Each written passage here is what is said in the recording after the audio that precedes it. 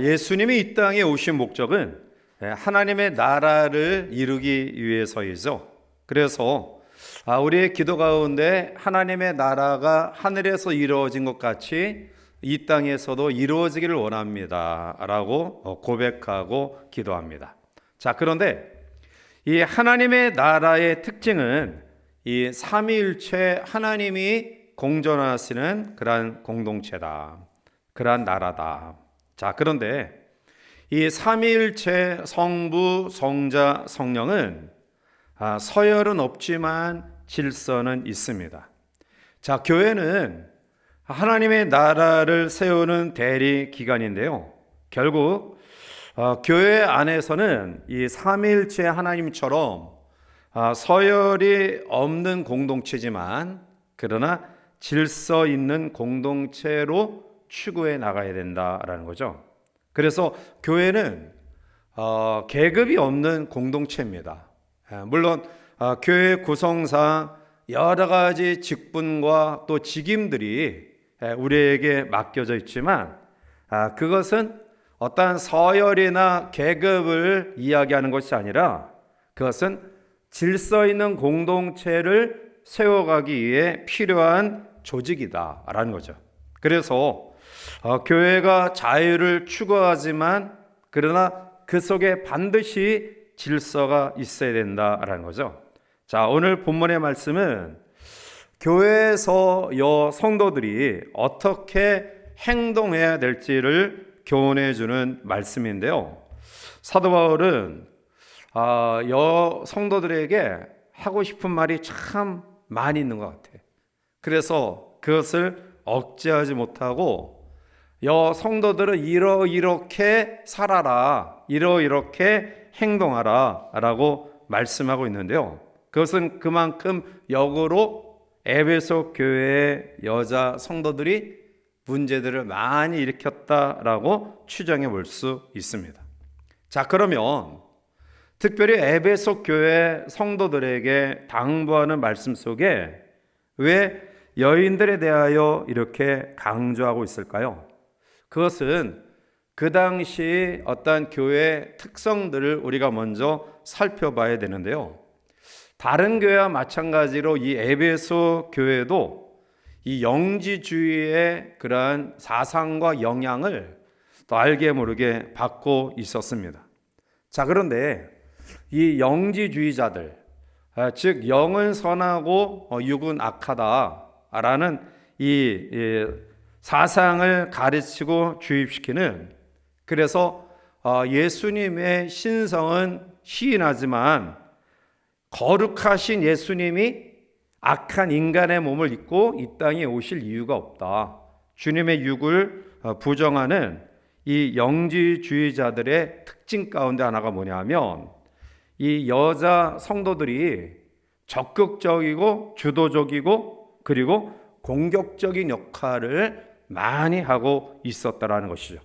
그래서 알게 모르게 이 영지주의의 영향을 받은 교회 내에서도 이러한 일들이 나타나고 있었던 것입니다.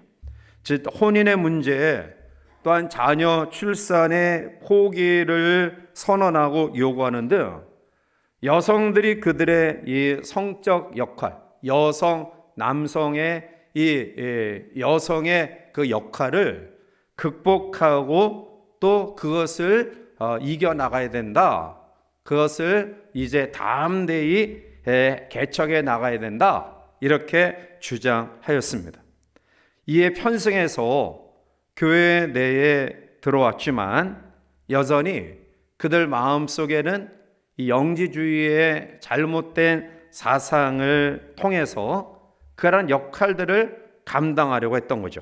그런데 문제는 신앙의 연륜이 좀 깊고 또 판단이 정확하고 또 경험이 많으면 이러한 부분들에 대해서 교회를 질서 있게 세워가지만 그런데 이제 갓 예수 믿은 사람들이 경험이나 지식이나 이런 성숙함에 부족한 사람들이 앞장서서 다투어 이 일을 감당하고자 하는 시기심에 근거한 이러한 활동 때문에 교회가 문제가 생겼다라는 거죠.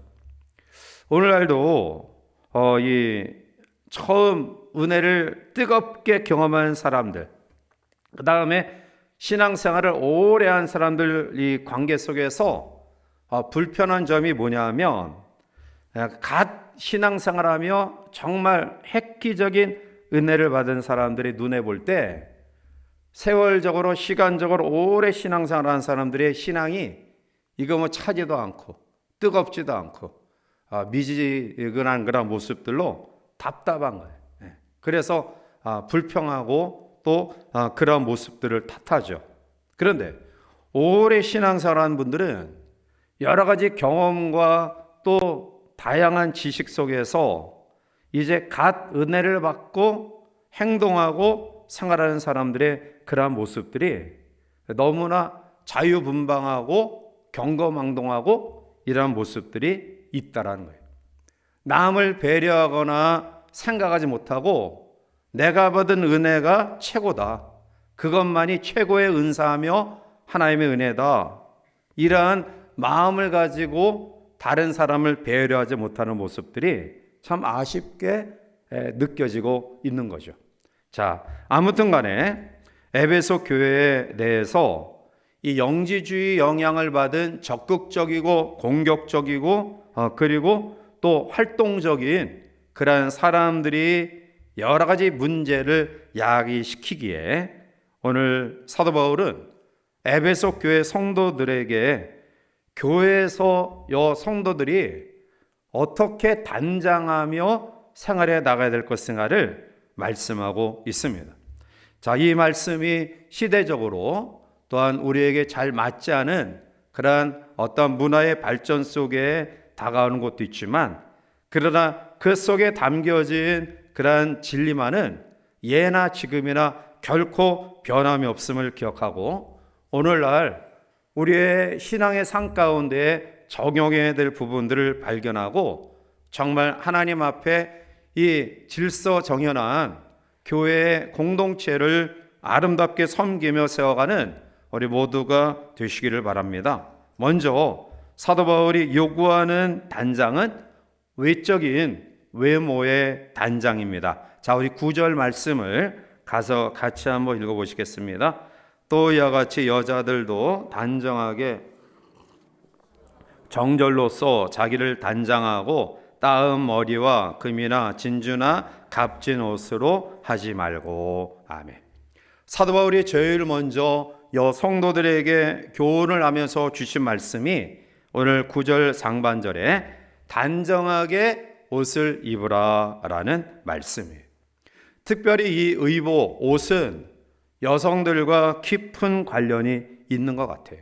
물론 요즘에는 남자들도 패션에 대해서 많은 관심을 가지고 있지만 그래도 아무래도 패션이라고 한다면 여성분들이 화려하고 주도적으로 그 모든 것들을 앞장서서 세워가는 것 같아요. 자, 예나 지금이나 여인들의 마음 속에 또 그들의 생각 속에 가장 큰 문제는 치장하고 꾸미는 거예요. 더 아름답게 보이고 싶은 그런 마음이 있기 때문에 꾸미고 치장하는 일이 제일 큰 관심을 가지고 살죠. 자, 그런데 동서고금을 막론하고 이 여성과 옷은 밀접한 관련을 가지고 있는데요. 어떤 옷을 입느냐에 따라서 그 여인이 어떠한 여인이냐라는 것을 우리가 평가할 수 있어요. 심지어 이 단정하지 못한 옷, 이것은 단정하지 못한 마음을 나타내기도 하고요. 또 이것은 심지어 성도에게 적용해 보면 단정하지 못한 신앙을 나타내기도 합니다. 자, 아무튼 간에 바울은 단정한 옷을 입으라 라고 이야기해요. 그것은 너무 화려하거나 또 반대로 초라한 옷을 입지 말라라는, 무엇을 이야기하냐면 너무 화려하게 옷을 입어서 다른 사람의 시선을 나에게 끌려는 그런 마음, 또 너무나 남루한 옷을 입고 하나님 앞에 나와도 안 된다라는 거예요. 창세기 3장에 보면 아담과 하와가 범죄한 이후에 무화과 나무 잎으로 그들의 부끄러운 부분을 가렸어요. 그런데 하나님이 그들에게 제일 처음 하신 일이 뭐냐 하면 이 부끄러움을 가리는 무화과 나무 잎의 옷이 결국 부스러지고 또 수치를 드러낼 수밖에 없기 때문에 가죽옷을 지어 입히신 일이에요. 물론 이 가죽옷은 예수 그리스도를 상징하지만 아무튼 간에 부끄러운 부분을 가려주기 위하여 가죽옷을 지어 입히셨던 거죠. 출애굽기 20장 26절을 보면 너는 층계로 내 제단에 오르지 말라 내 하체가 그 위에서 드러날까 함이니라. 이 말씀은 구약 시대의 제단은 계단이 필요할 정도로 높은 곳에 제단을 세우지 않았습니다. 자, 왜냐하면 그 제단에 오르는 과정 속에서 하체가 드러날까 봐 이런 마음을 가졌기 때문인데요. 심지어 제사장들은 출애굽기 28장 42절에 보면 또 그들을 위하여 배로 속바지를 만들어 허리에서부터 두 넓적다리까지 이르게 하여 하체를 가리게 하라. 속바지를 입어서 하체를 가려라. 제사를 드리는 제사장들이 입는 옷이 허리에서 이 넓적다리까지 덮인 옷이어야 했음을 이야기하고 있어요. 이사야 47장 1절 위에 보면 바벨론에 대해서 어떻게 말씀하고 있냐 하면 처녀딸 바벨론이여 내려와서 티끌에 앉으라. 딸 갈대하여 보좌가 없어졌으니 땅에 앉으라. 자, 내가 다시는 곱고 아리따다 일컬음을 받지 못할 것임이라. 그러니까 처녀에 대한 이 순수함과 아름다움을 잃어버렸다는 거예요. 맷돌을 가지고 가루를 갈고 너울을 벗으며 치마를 걷어 다리를 드러내고 강을 건너라. 내 속살이 드러나고 내 부끄러운 것이 보일 것이라. 내가 보복가 돼 사람을 아끼지 아니하리라. 즉 바벨론의 심판에 대해서 이사야 선지자를 통해 하나님 어떻게 예언하고 있냐면 그들이 한때는 순결하고 깨끗하고 아름다운 처녀였는데 그런데 그것을 잃어버리고 창녀 같은 삶으로 이제 전락되어질 것이다. 그리고 그 구체적인 내용을 너울을 벗고 즉 얼굴을 가리는 이 너울을 벗고 치마를 걷고 다리를 드러내고 살이 드러나는 치욕적인 그런 모습으로 그들의 순결한 처녀의 아름다운 모습을 잃어버린 하나님의 심판을 그렇게 이야기하고 있는 거예요. 사랑하는 성도 여러분, 우리가 옷을 입을 때는 바른 동기를 가져야 돼요. 즉 우리의 몸은 하나님이 주신 가장 가치 있는 선물이에요. 그래서 우리의 몸을 단장하는 옷이 지나친 화려한 그러한 것이라고 한다면 그것은 우리의 몸을 거룩한 하나님의 구별된 산 제물로 드리려는 그런 마음이 아니라 자기를 과시하고자 자기를 자랑하고자 라는 그러한 과욕에 있는 인간적인 모습이기 때문에 결코 하나님이 기뻐하지 않는다라는 거죠.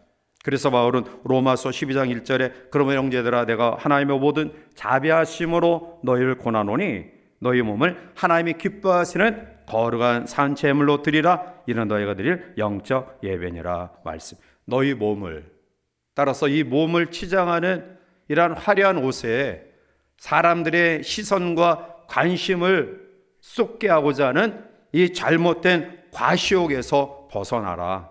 하나님 앞에 구별된 그러한 모습을 가져야 된다. 그러한 옷차림을 해야 된다라는 거예요. 자, 적어도 우리는 단정한 옷차림 이 속에서 몇 가지 귀한 교훈을 현 시대 속에서도 여러분들이 꼭 기억하셔야 됩니다. 하나는 우리의 옷차림이 단정해야 돼요. 다시 말하면 화려하거나 튀거나 그리고 노출이 심한 그러한 것, 주변의 사람들에게 자극을 주거나 거부감을 주는 그러한 옷차림이 되어서는 안 된다. 또한 실용적이어야 돼요. 즉 멋만 화려함만 추구하는 것이 되어서는 안 된다. 왜냐하면 우리가 그러한 것에 너무 공을 들이면 하나님 앞에 예배할 때도 마음과 생각이 다 빼앗기는 거예요. 야, 내가 이렇게 아름답게 치장하고 왔는데, 다른 사람이 갖지 못하는 그런 것들로 치장하고 왔는데 사람들이 과연 나를 어떻게 볼까? 또 부러워하지 않을까? 또 나중에 칭찬하자. 그러니까 하나님 앞에 우리의 몸을 구별내에 집중하여 예배해야 되는데, 우리가 치장한 이러한 것들로 인하여 결국 우리의 마음이 빼앗길 수밖에 없다라는 거죠. 또한 경제적인 그러한 옷차림이 되어야 된다. 물론 우리의 생활 여건에 따라서 조금 비싼 옷, 또 조금 싼 옷, 이 차이는 있을 거예요. 자, 그러나 우리가 터무니없이 우리의 삶에 지나친 과욕을 드러내고 싶어하는 그러한 사치이란 것들은 결코 성경적인 성도의 모습은 아니다라는 거죠. 명품 인생은 그 사람의 치장이나 걸친 옷으로 만들어지지 않기 때문에 그래요. 네 번째, 가장 중요한 것은 성에 적합한 옷차림이어야 된다라는 거예요. 즉 신명기 22장 5절에 보면 여자는 남자의 의복을 입지 말 것이요 남자는 여자의 의복을 입지 말 것이라 이같이 하는 자는 내 하나님 여호와께 가증한 자이니라. 아멘. 하나님이 이 땅에 만드신 성은 남성과 여성 두 가지 성밖에 없어요. 중성, 그래서 남장을 하는 여자, 여장을 하는 남자, 이것은 성경적으로 보면 굉장히 어긋나는, 하나님의 말씀에 어긋난, 하나님의 창조의 원리를 위배하고 거역하는 삶의 모습이에요. 그래서 적어도 우리가 우리가 태어난 성별을 가지고 우리가 하나님 앞에 그 나라에 가기까지 그 성별에 걸맞는 그러한 치장, 또 삶의 모습, 성경이 우리에게 요구하시는 거기에 합당한 역할들을 감당하는 그것이 하나님 앞에 합당한 성도의 삶의 모습이다라는 거예요. 그래서 우리의 외부적인 치장도 결코 소홀히 해서는 안 된다. 단정하게 해야 된다. 자, 두 번째로는 마음의 단장이에요. 우리의 중심을 보시는 하나님 앞에 우리의 마음의 단장이 필요하다. 자, 9절 말씀을 우리 다시 한번 같이 함께 읽어보실까요? 또 이와 같이 여자들도 단정하게 옷을 입으며 소박함과 정절로서 자기를 단장하고 금이나 진주나 값진 옷으로 하지 말고. 아멘. 자, 먼저 외적인 치장을 이야기하고 난 이후에 두 번째로는 이 속사람의 단장을 이야기하고 있어요. 자, 몇 가지 교훈을 주고 있는데요. 먼저 소박함과 정절로서 자기를 단장하라 라고 말씀해. 소박함과 정절, 이것은 어떤 의미냐 하면 즉 예의 바른 모습, 고상한 삶의 모습을 의미하고 있는 거예요. 자, 옷은 화려하게 입었고 치장은 화려하게 했지만 그러나 교양 없는 모습, 예절 없는 그러한 모습, 이것은 가져서는 안 된다라는 거예요. 비록 우리가 드러나게 화려한 옷, 값비싼 옷으로 치장하지 못했다 할지라도 어떤 사람은 기품이 있어요. 예의 범절이 뛰어나고요, 마음가짐이 바른 그러한 사람들은 아무래도 고개가 숙여져요. 그러나 외부적으로 아무리 화려하게 치장했다 할지라도 그의 속마음이 이러한 소박함과 정절, 예의 바름과 또 마음의 고상함을 갖지 아니하고 천박하게 행동하거나 말하거나 하면 사실은 그 사람에 대해서 존경하는 마음을 가질 수 없다라는 거죠. 또 이 소박함과 정절이라는 원어의 의미 가운데 하나를 보면 자신을 내세우지 않는 마음이다. 자신을 내세우지 않는 마음. 자, 계속해서 이런 의미를 바울은 이야기하고 있어요. 9절 중하반절에 보면 따은 머리와 금이나 진주나 값진 옷으로 하지 말라라고 해요. 따은 머리로 치장하지 마라. 이것은 머리 손질을 하지 말라 이런 의미가 아니라 그 당시에 이 머리를 높게 따은 머리는 부를 상징하는 것이었어요. 그래서 여인들이 교회에 올 때 이 머리를 높이 따 올리는 거예요. 나 부유하다. 자, 계속해서 동일한 의미로 이야기하죠. 금이나 진주로 치장하지 마라. 그것은 자기의 부유함을 자랑하고자 하는 그러한 의도된 표현이 값진 옷을 입지 마라. 동일한 내용이죠.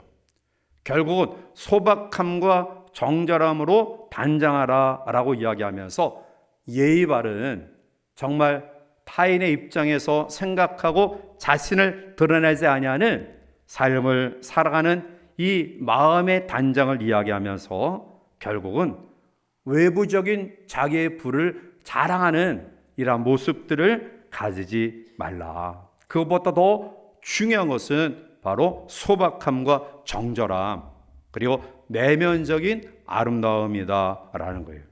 사랑하는 성도 여러분, 애벌레에게 날개를 달아준다고 해서 나비가 될 수 있는 것은 아니에요. 무엇을 이야기하느냐? 안에서부터의 변화가 있어야지만이 그 변화가 바깥으로 드러나게 돼 있어요. 안으로서의 변화가 절대로 경험되어지지 아니하는 사람은 바깥의 치장이 어느 정도 다른 사람에게 가리워질 수는 있을지 모르겠지만, 속일 수 있을지 모르겠지만 시간의 흐름 속에 그것은 드러나게 돼 있어요. 결국 우리의 마음의 변화, 우리의 중심이 하나님이 보시기에 예의 바르고 타인을 배려하는 그러한 소박함과 정절함의 모습들을 가지고 있다고 한다면 결국 우리의 외적인 그러한 삶이 변화되어질 수 있다는 거예요. 성도는 변화를 추구하는 삶을 살아야 되지만 결코 세상에 동화되어서는 안 돼요.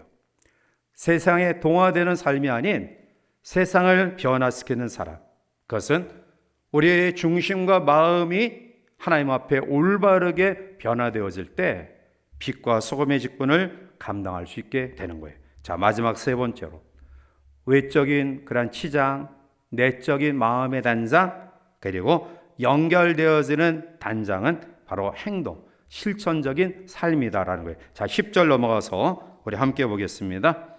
오직 선행으로 하기를 원하노라. 이것이 하나님을 마땅한 것이니라. 아멘. 겉사람을 옷으로 잘 단정한 옷을 입고 그리고 소박함과 정절함을 통해서 따은 머리 하지 말고 금이나 진주나 보석으로 치장하지 말고 비싼 옷을 입지 말라고 이야기하면서 그러면 어떻게 우리의 중심의 변화가 바깥의 외적인 삶으로 나타나야 되느냐?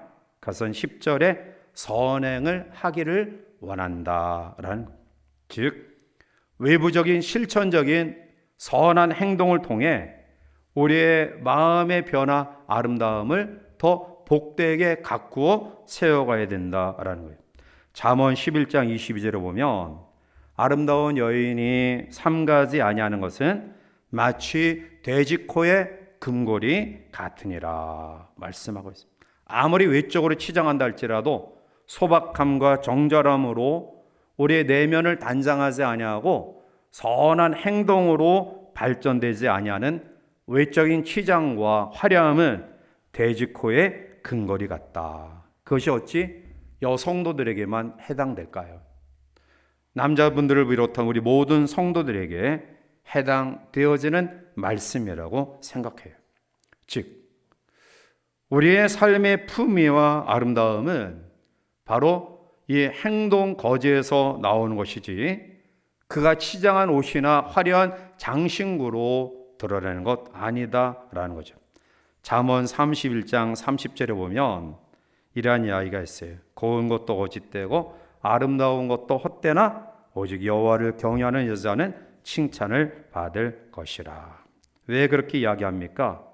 그것은 고운 것이 거짓되고 아름다운 것이 헛된 이유는 그것이 점점 사라지기 때문에 그래요.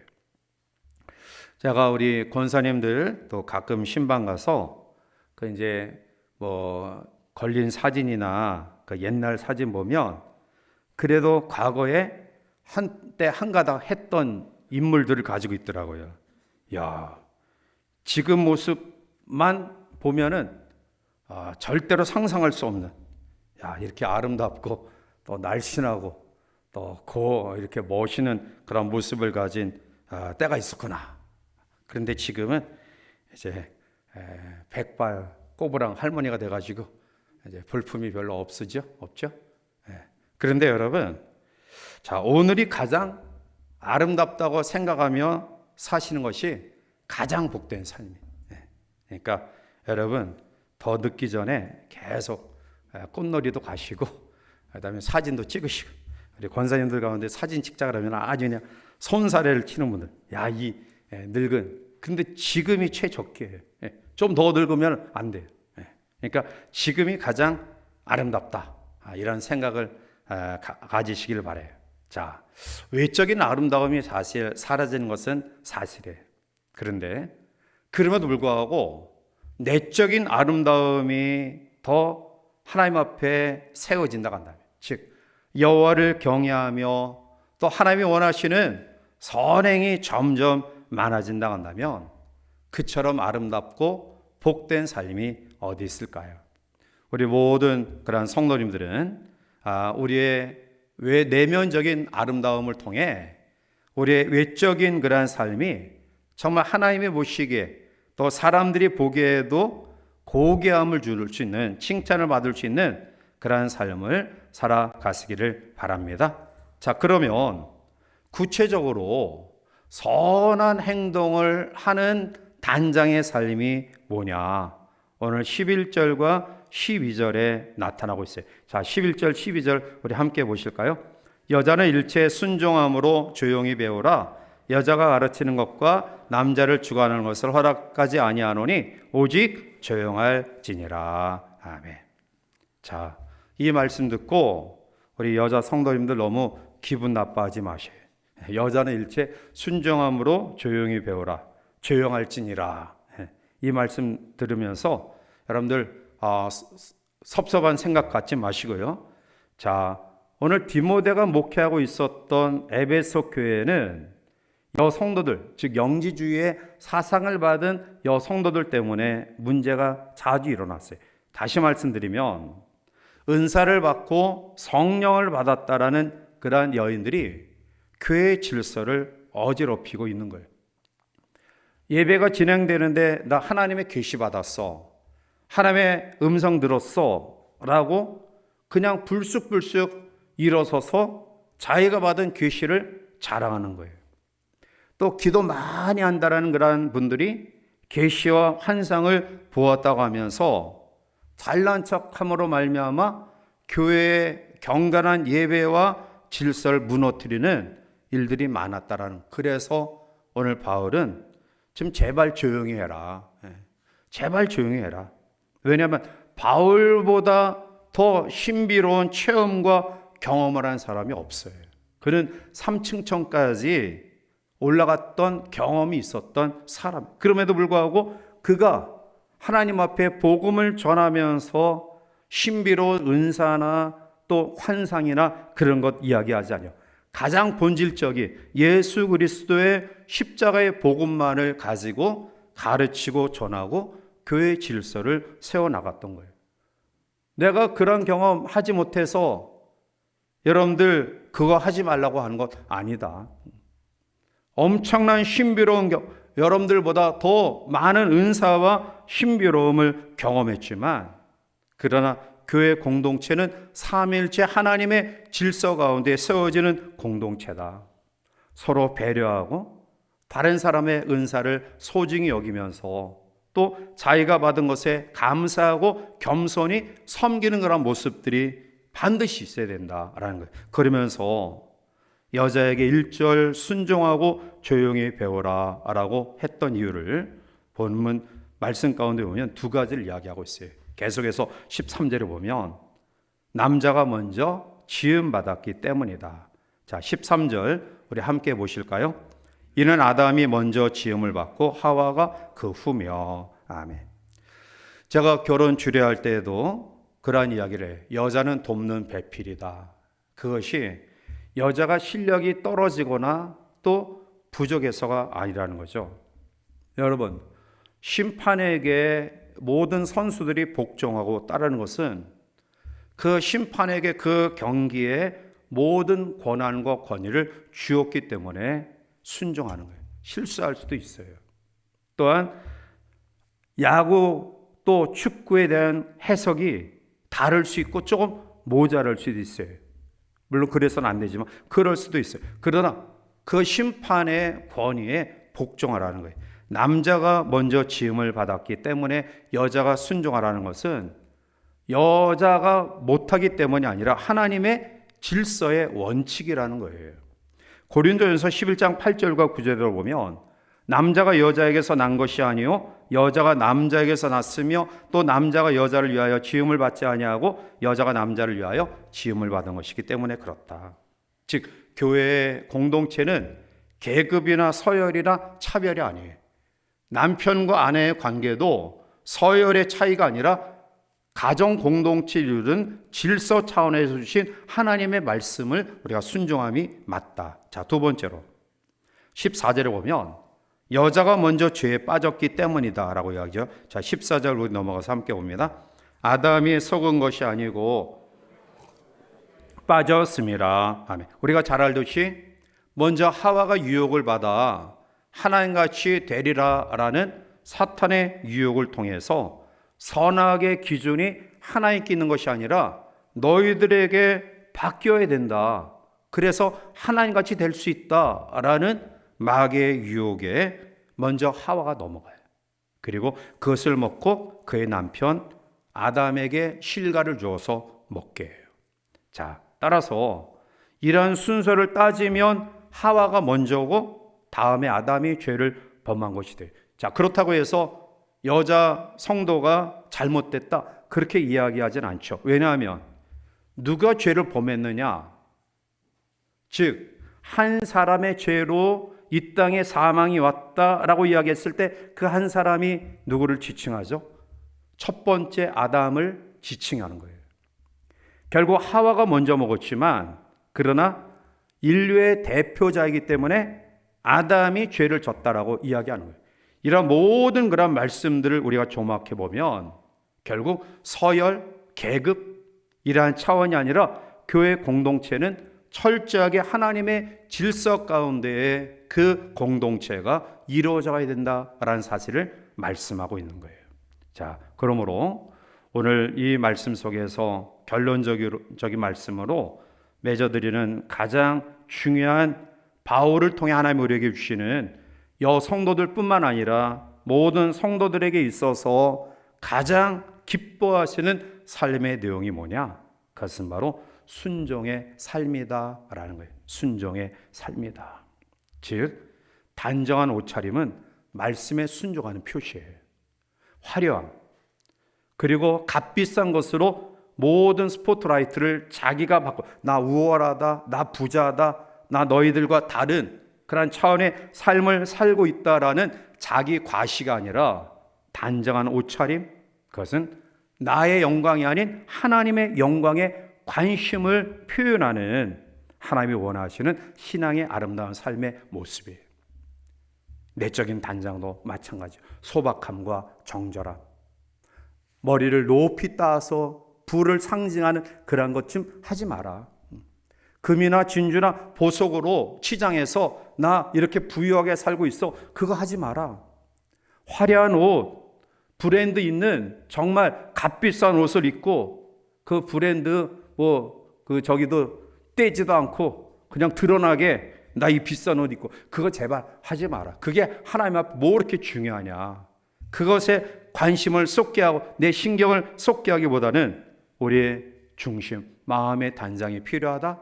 그리고 넘어가서 선한 행동, 하나님이 원하시는 그러한 빛과 소금의 삶의 모습을 가지는 것, 그것이 바로 여성도들뿐만 아니라 우리 모두에게 주시는 하나님이 원하시는 단장의 모습이라고 생각이 들어요.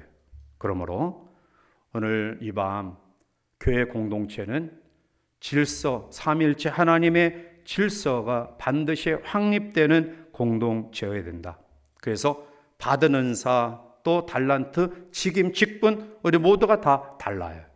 그런데 그것을 감당하는 우리의 마음은 오늘 단장의 말씀처럼 주시는 것처럼 자기에게 집중되어지는 그러한 영광을 가로채지 마라. 철저하게 하나님의 영광을 위해 삶을 살아야 된다라는 말씀이에요. 오늘 이 밤 여러분들의 신앙이 흔들리지 아니하는 놀라운 은사를 하나님 앞에 간절히 구하시길 바라요. 하나님, 나에게 방언, 예언, 또 치유, 말씀, 지혜, 지식, 또 각양 은사를 내가 갈구합니다. 하나님, 이러한 은사를 통해 내가 믿음이 흔들리지 아니하는 삶으로 세워지길 원합니다. 그러나 그 구하는 목적이 자기가 다른 사람과 우월하다라는 뛰어남을 자랑하는 그러한 소망이 아니라 철저하게 그것을 통해 하나님을 섬기고 교회 공동체를 아름답게 세워나가기 위해 이러이러한 은혜가 필요합니다라는 간절함이 우리 가운데 있어서 오늘 우리에게 하나님이 말씀하시는 것처럼 외부적인 단장, 또 내적인 단장, 또 실천적인 단장의 중심은 자기가 있는 것이 아니라 하나님께 있다라는 사실을 꼭 기억하시고요.